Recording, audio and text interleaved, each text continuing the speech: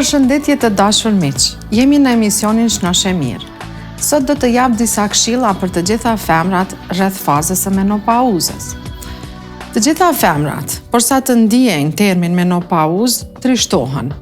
Ato e përjetojnë këtë fazë në mënyra të ndryshme, mirë po në përgjithësi, simptomat në këtë fazë janë ndjesia e të nxehtit ose sulmet e të nxehtit, pagjumësia, ankthi, dëmtimi i kujtesës dhe lodhja.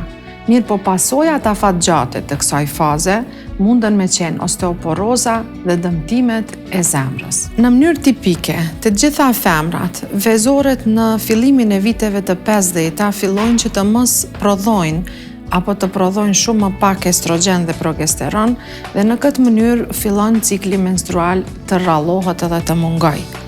Disa femra këtë e përjetojnë shumë lehtë, vetëm ndoshta ndinë ato sulmet e nxehtësisë, mirë po të tjera munden që të përjetojnë shumë më rënd dhe të kenë edhe pasoja më të rënda, disa të shtojnë shumë në peshë e disa edhe të kenë demencë. Disa femra vendosin që të marrin terapi hormonale substituive apo zëvendësuese, ndërsa disa vendosin që të lejojnë rrjedhjen normale, natyrale gjatë viteve. Sidoqoftë, për të gjitha janë të mirëseardhura këshillat se si të marrin ushqimin, çka të marrin prej ushqimit e çka mos të marrin. Për të gjitha rekomandohet që disa substanca, disa ushqime si kafja, çokolata, alkoholi të rrallohen dhe sidomos të mos miren natën, për shkak se ato e stimulojnë këto sulme të nxehtësisë dhe pagjumësinë gjatë natës. Të mos konsumohet sheqeri dhe ëmbëlsirat, pasi që ato do të rrisin shumë shpejt nivelin e sheqerit dhe ai bjen shumë shpejt,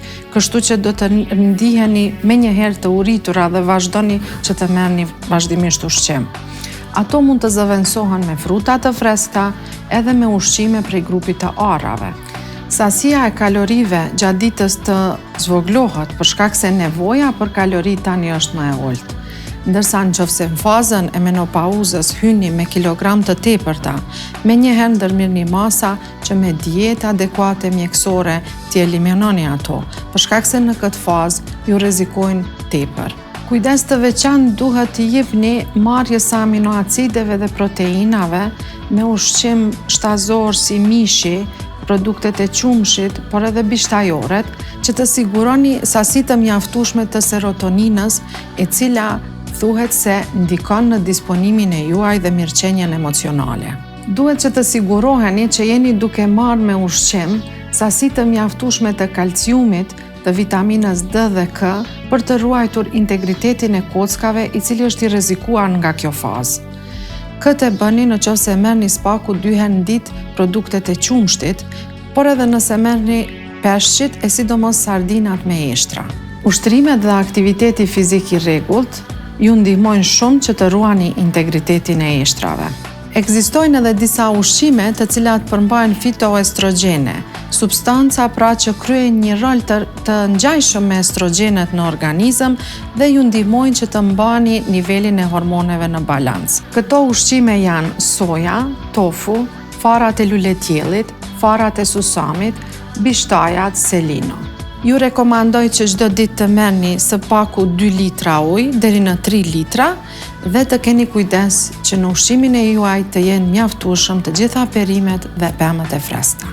Të dashura shikuese, shpresoj që ju ndihmova të kaloni më lehtë këtë fazë të jestës. Shpresoj të shihemi në emisionet e ardhshme.